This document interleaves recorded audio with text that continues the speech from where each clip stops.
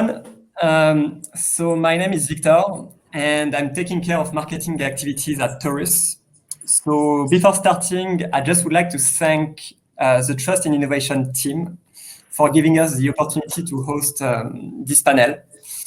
So following Sebastian's presentation on tokenized assets and how finally they are reshaping private capital markets, we are now moving from theory to practice, and we'll focus on a specific section of tokenized assets, which are really the tokenized shares or tokenized equity for SMEs. So we will be really willing to understand the what, the how, and the why. So the what is tokenization, how to tokenize your share, and really why should you consider it, both from a perspective of issuer and investor. So to do so, we are receiving today a panel of guest speakers who are really pioneering asset tokenization. So thank you everyone for joining, and let's do a quick round of introduction.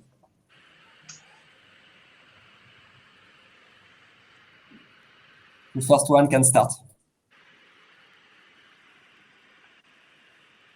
I'll go. Let's go.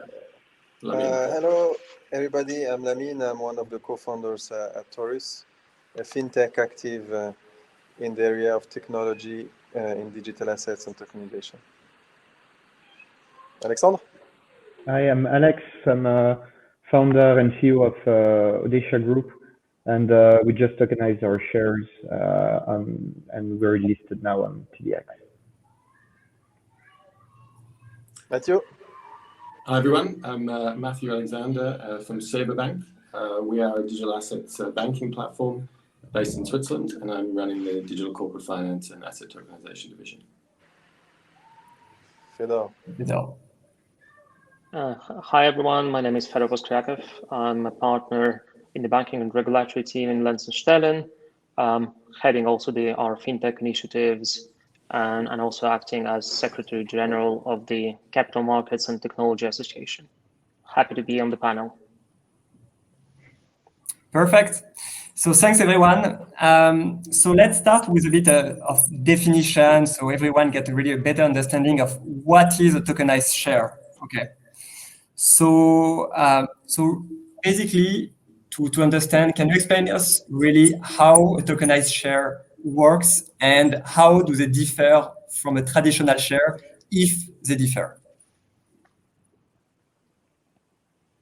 Shall I have a go? How long do I have? I can talk about that for hours. But I think if we take a step back and we talk about tokenizing shares, obviously we have two elements here. One is we have equity securities, so shares in a, let's say, Swiss company. And on the other side, we have the tokenization. Essentially, what we want to do is we take a share and we associate it with a token on a blockchain infrastructure. It can be a public blockchain, it can be a permissioned blockchain, whatever works. In essence, from a financial markets infrastructure and legislation point of view, a share is a share. You don't really care how it is represented.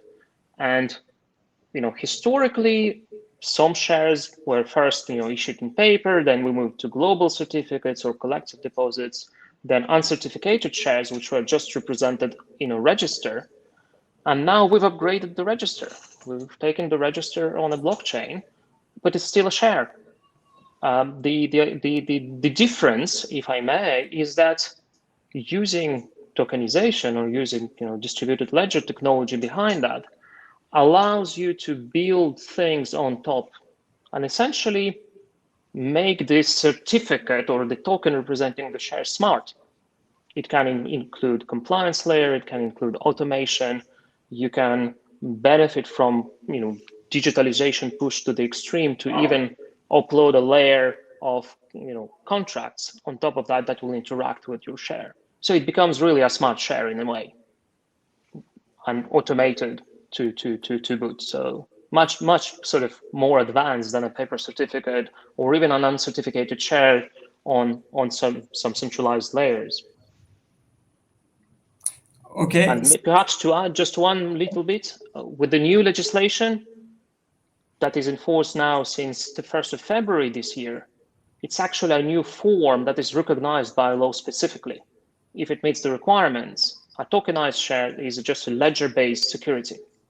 And it's a specific thing that recognizes transfers based on the blockchain, etc., and gives certainty to transactions with those instruments. Okay, so and now imagine I'm a founder, and Alexandre will give us more insight about that because he actually did it. But let's stay still within a bit the concept part, so people to give a quick overview of the process.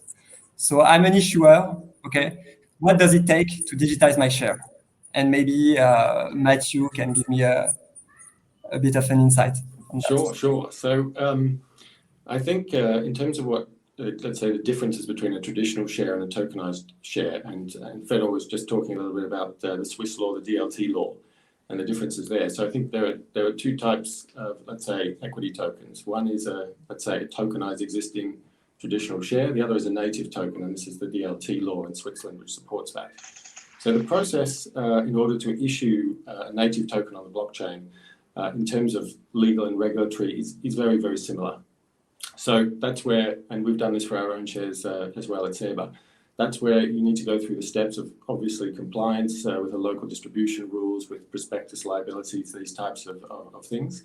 And that then can be automated and reflected to a large degree in the underlying token, so an ERC 1404. So that protocol there encapsulates and reflects automatically all of the obligations that the issuer has in terms of particularly distribution, adherence to law, and later on, once we get into let's say, a digital trading world, also corporate actions, which I think will be a very interesting development to come. Okay, now that's clear and that's quite helpful. Now, again, still to finish really on the concept and really map the full ecosystem. And I think Fedor can really help us here. Can you tell us about the role of the CMTA? What is a CMTA in few words, and how really it helps shaping and providing this tokenization framework for an issuer? Yeah, sure. Happy to say a couple of words about the CMTA, and you know, responding to what Matthew also said, it's really not necessarily complex, but to push this down to and simplify things. The goal of the CMTA and the premise was to make sure that they are simple to follow standards for issuers and investors to look at, and to allow the tokenization of shares or whatever financial instruments and to issue them. So what the Capital Markets and Technology Association did is, you know, we first came with the founding members who were from legal, from technical banking side, etc. And other members joined with different specificities and bringing in knowledge, etc. But the premise was to make it simple, to make it actually work. And we started tackling issues that were problematic or were meant to be problematic, like AML, custody, tokenization of shares, etc. So the CMTA has issued a freely available blueprint for the tokenization of shares for Swiss issuers. So it's a collection of steps, legal steps that an issuer has to take, and corporate documents that he can adopt to come from normal shares to tokenized shares. And that's fairly easy to use. I mean, it's freely available. It has been tested already. It's, you know, issuers will not be the first, etc. That's the first building block. The second building block is the CMTA has already issued a CMTA 20 smart contract, which, you know, furnishes the base layer to be used on a technical sense to tokenize the shares. And we are upgrading that to compliance with the new law. So that will bring a standard. I think what's powerful there is that we have all participants, and, you know, Taurus is a member, SEBA is a member, and people actually involved in dealing with that, who come together, even though, you know, they are competitors, and share ideas to have a level playing field and a standard for people to actually build upon. And that's really powerful, because once you have a standard, a common standard, it allows to create, to facilitate the tokenization and bring the innovation to issuers to benefit from from access to capital markets in a more streamlined way. Okay, no, that's good, and I think it helps everyone really mapping this this framework of tokenization. So now that we are clearer, let's move to Alexandre, who is the CEO of Audacia. So fast-growing, very fast-growing startup doing amazingly. So can you tell us some few words on Audacia and then share a bit of your experience? Yeah, so Audacia Group manage a few e-commerce websites. We sell in Switzerland and in over 20 countries around the world. We were founded in 2018, so yeah, it was not a long time ago. Not sure that like being a fast-growing startup has something to do with why we tokenize shares and why it's a big revolution that now every SMEs can tokenize their shares, but obviously it has a huge impact for startups who are looking to raise funds or wants to incentivize their employees. So exactly. So can you tell us a bit more about this? Why did you went through this process of tokenization? So first, I like to be a pioneer and audacious, but we wanted to unlock liquidity for investors and also employees without the need of being stock listed. I think being stock listed is like a bit old school now. Maybe I'm a bit too forward thinking, but in a few years, I guess we will see less stock listing and more tokenization and admission in trading for companies. With TDX, we have a very flexible auction mechanism, and one day we will move to continuous trading. So people will be able to cash out the shares they receive as like in an ESOP, or in my case, I don't have investors, but if you have investors, you can easily cash out your investment before like even a small part of the investment, which is great, or a small part of your ESOP. You don't need to sell like the full your full stake in it, which I think is great, especially for VCs. Maybe they want to like get a bit of fund or some employees, or even for some founders, if like now I need some money to invest in a new project outside of Audacia, maybe I don't want to sell 100% of the company, and I would prefer to sell like just a couple percent, unlock some cash, and then reinvest somewhere else. And I think this is just awesome for entrepreneurs, because most of the time you're stuck in your company for a very long time, and if you want to get some cash out, you'll need to sell most of your shares, if not all, and you might have to stay in the company to continue to grow it for a P fund. So yeah, and also it's like the technology is super easy to use. Like in a couple of clicks, you just you can place a sell order, which is just amazing because it requires a lot of paperwork, and you just sell your token, they disappear from your wallet, and they appear on the wallet of the buyer, who becomes a new shareholder of the company, and has the same right as any other shareholders, voting rights, and the rights for the dividend. No, that sounds amazing. So again, to give another example, so if I want to buy a house, basically I'm an employee or I'm a founder, I'm just able to sell some of my shares without, let's say, it's a bit a la carte. So exactly, I can do it at any time, whenever I want. So this is really where the magic happens. So then you need a little bit of liquidity in the market. Obviously, today it's a very new technology.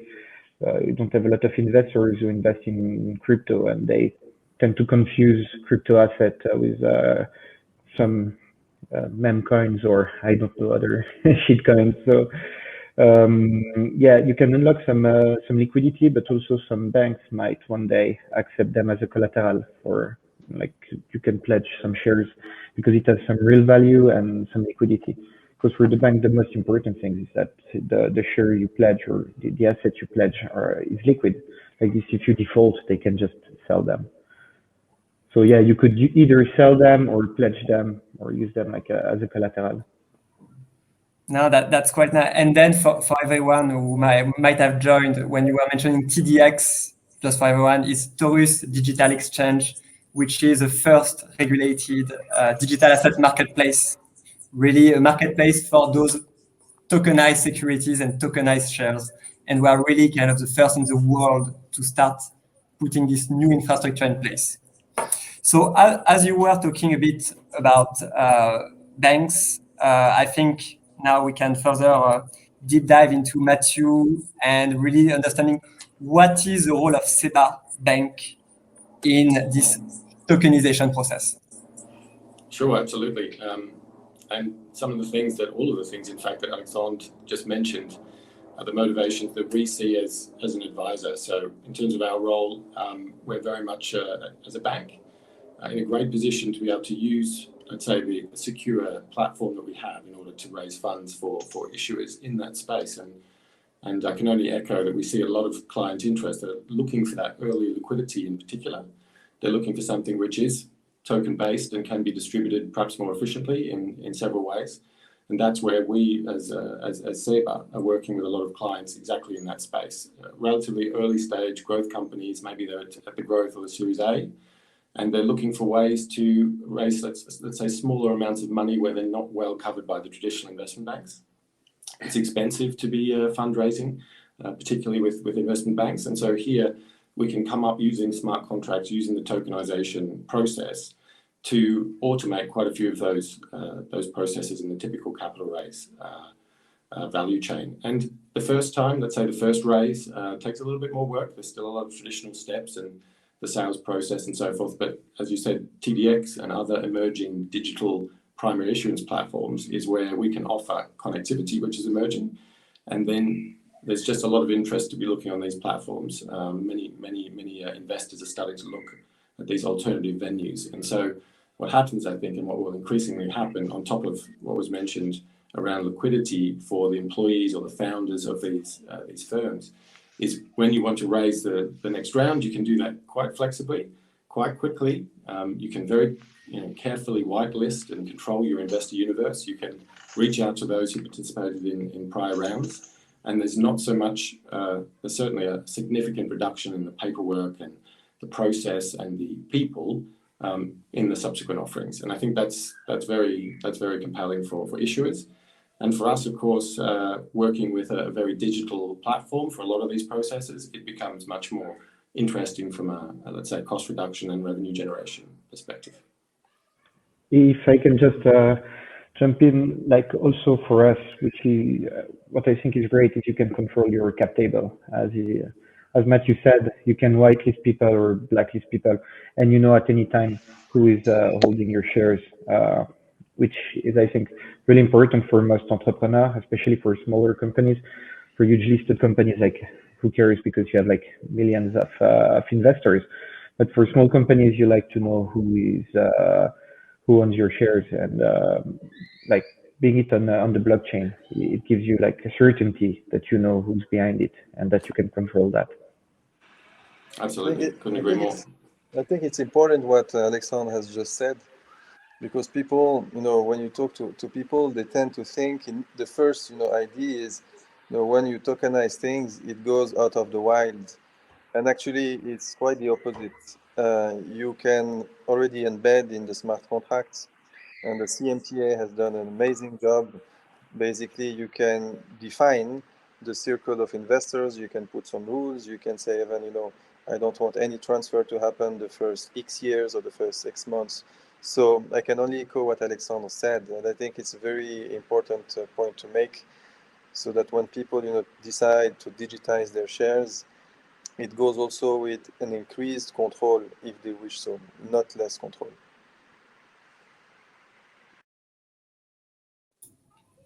No, that's quite really quite insightful. Just again, trying to dig further into understanding how this new digital asset bank are really helping those SMEs. I was just reading a bit about this new digital corporate finance. Okay, what exactly, how does it differ? What is new and what is how, in few words, let's say, why is it maybe even more relevant to today rather than versus what we used to know previously? I think on top of the relatively cumbersome and expensive processes in traditional corporate finance and fundraising, in digital corporate finance, what we're seeking to build is to automate many more of the processes in that value chain. So if an issuer is coming forward and would like to raise funds with us, on one hand, we're a kind of specialist technology platform and bank in digital assets, so we understand their business models, and I think that plays quite strongly towards the issuer themselves. But when it comes to the efficiency side, I think some of the points were mentioned around managing corporate actions, managing the transaction itself, not to take away too many fees from the fantastic lawyers that we have involved in this process, but when you start to standardize the documentation, you can automate this, you can embed these rules into the smart contract to a large degree. And the standardization does take a little bit of flexibility away sometimes, but it will, I think, promote much more future liquidity. And liquidity is always key. And I think in the private markets, we'll start, and this was mentioned by Alexandre earlier, earlier liquidity for these individuals is key.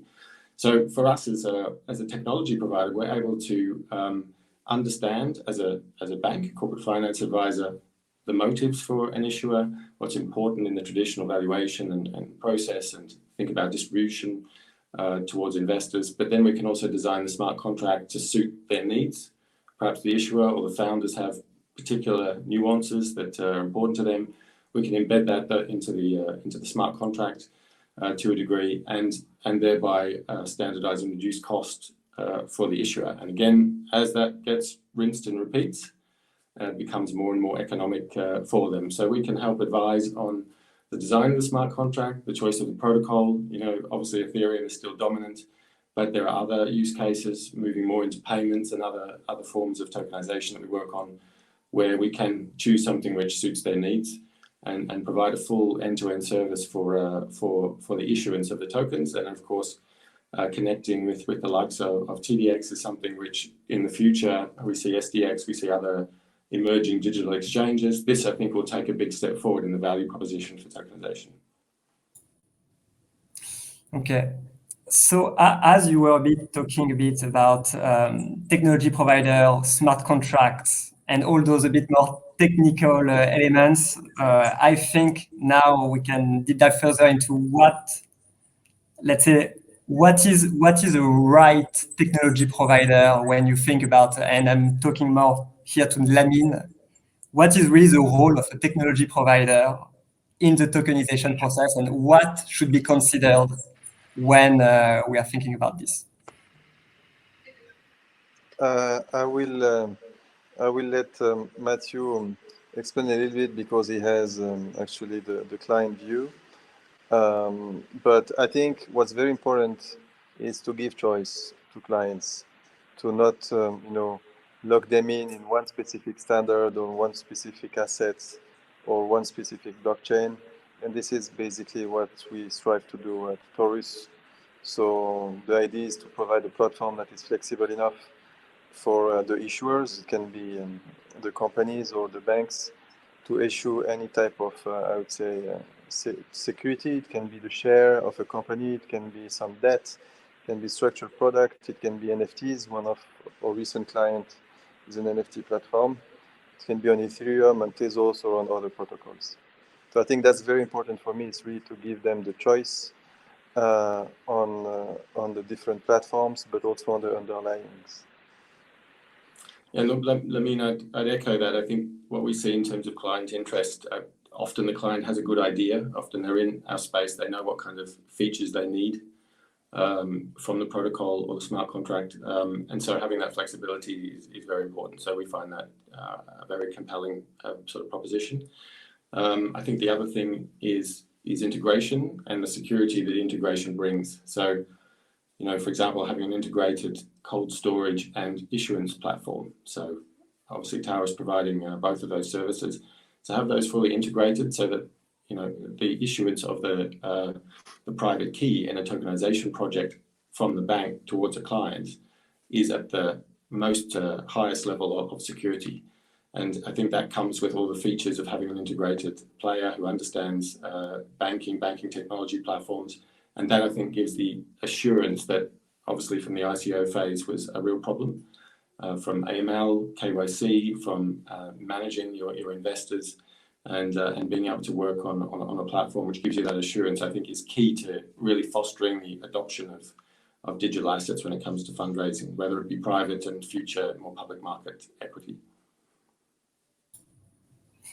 And so now let's put it's a more question for Alexandre. So in the process, when you really went through this tokenization process, what was potentially the barrier you were thinking of, or just one or two, and basically, finally, were your expectations meeting reality? Was it more complex or simpler than what you think when you went really through all those steps?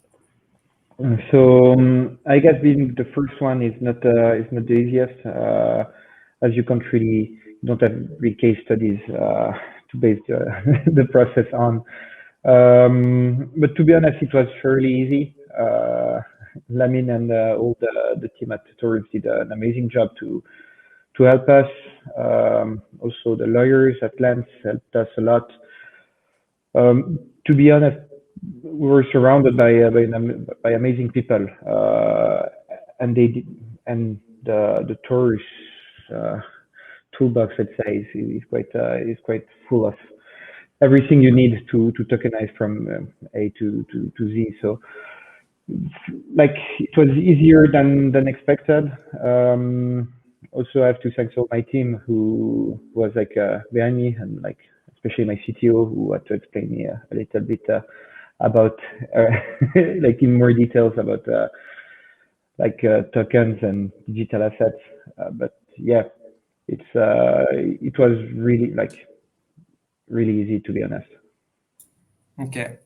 Now that people might be reassured about, okay, I want potentially to tokenize my share and list them on the company. So let's try to think what could be next. So we are talking today about equity. Okay, I can tokenize my share as a shareholder, basically, so that I unlock this liquidity and I have this capital available at any time. Now, when it comes, so there is equity, what is next? And it's more a question for Fedor. What's really after this? What is in the pipe fill, basically? For me, it would be debt. Looking at the environment with the debt is quite cheap, so obviously it's always cheaper to raise debt than selling shares or raising doing a capital increase. So for me, this is clearly as an entrepreneur what I'm expecting to see, like, in the next few months or years. I hope, like, months. And Fedor, because I heard there was some work being done on the CMTA side. So can you give us some insights about what you might be working on? Yes, I can share a little bit on those, and I think Alexandre is right. So equity is first, debt is probably the next. But I would say, looking in the future, and then I'll say a couple of words on CMTA projects, but looking into the future, I think in a couple of years, no one will care whether there is a blockchain behind. It will become mainstream. I mean, do you care what technology powers your car? You just sit there and drive. And perhaps in a couple of years, for smaller issuers that don't want to list on a huge IPO, etc., they will just tokenize, and that's it. People will not think about the intricacy, will not say, oh, tokenized share or no. People will assume that it is automated and digitized, simply because it will become mainstream and cheaper. And that's what standardization is for. But coming back to the CMTA projects, and I think the vision is that we started with simple things. Equity is simple. People understand what it is. Debt is a little bit more complicated as an animal, because you have like different forms, payment at maturity, interest, amortization, etc. And so you can lose people there. But in terms of what we are working on at CMTA, with the update of the CMTA smart contract, we'll have two parallel streams. One which will be tailored for equity, that will be the upgraded CMTA 20 that will move to the new standard. And there will be a CMTA module which will be specifically tailored for equity and will already include elements to allow for interest payments, potentially on-chain interest payments, and other automation features specific to that. But ultimately, conceptually wise, whatever can be issued as a security can be tokenized. The only thing is some instruments are more complex than others and require more work. Like, the debt, straight debt will be next. More complex debt instruments will be the next evolution. Potentially, we can include a modular approach to include every component and ultimately move to derivatives, etc.